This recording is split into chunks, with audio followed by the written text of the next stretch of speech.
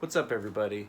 Uh, Welcome to the channel. If it's your first time stopping by, I'm Pete Idoni. WFORC is my page that I run. Uh, Recently started putting some videos here on YouTube for everybody to enjoy, some maintenance videos and action videos, and just kind of going to film everything and put it up here and see what happens. But today, I'm going to be doing a quick and dirty go through on the truck.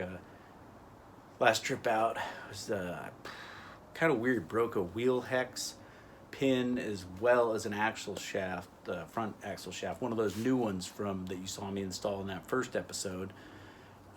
Those typically don't fail that quick, so I don't know why, other than I just drive this truck really hard, So luckily out there I was able to swap that axle and pin out.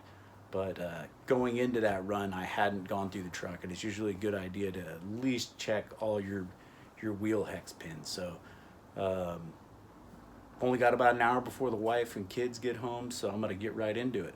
Let's go. Here we go with some time lapse in the shop. I'm pulling off each of the wheels and the wheel hexes slash rotors and checking those hex pins. That is something you break, and if you see anywhere you want to replace those, or that could leave you doing some work out there on the beach. And beautiful, but it's not ideal. All right, so I got the body off. I'm doing some more checks on the truck. There's a kind of flip the coin here. It's like, well, do I want to tear apart the front end or not? And we're gonna tear it apart. So yeah, right here you're gonna see me, giving a good eye, looking at the suspension hinge pins, looking at the arms to see if there's any cracks or signs of them getting ready to fail. I do carry spare suspension parts as well as some other stuff when I'm out there, but ideally you want to take care of it while we got it here in the shop. So I'm unbolting the skid plate portion. I'm going to peel it forward so I can gain access to the retaining screws for the suspension hinge pins.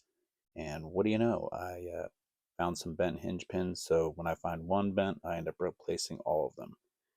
If you noticed it, those little pliers that I use, I don't know what they're called exactly, just the flat nose wire cutter. Those were great for pulling out those pins if they're bent, and then also forcing them back in. So I highly recommend having that in your toolkit when you're working on these trucks. So I'm buttoning up the skid plate and we're done with that portion of the repair. So this is the OG chassis plate on this truck, and for quite a while now that lower trailing arm bolt has been backing out and the threads are pretty hammered. So I've been putting some Stay Together Please, some E6000 in it and running it in, and it's worked pretty good so far. But when I did look at the truck, that bolt had been backed out and it was starting to wallow out the chassis plate. That about does it on the quick and dirty go through before we head out to the beach.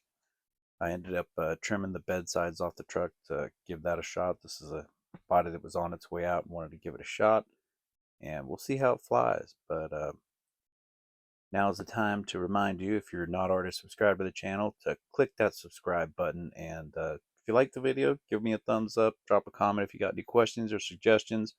Hope you learned something. Have a great day.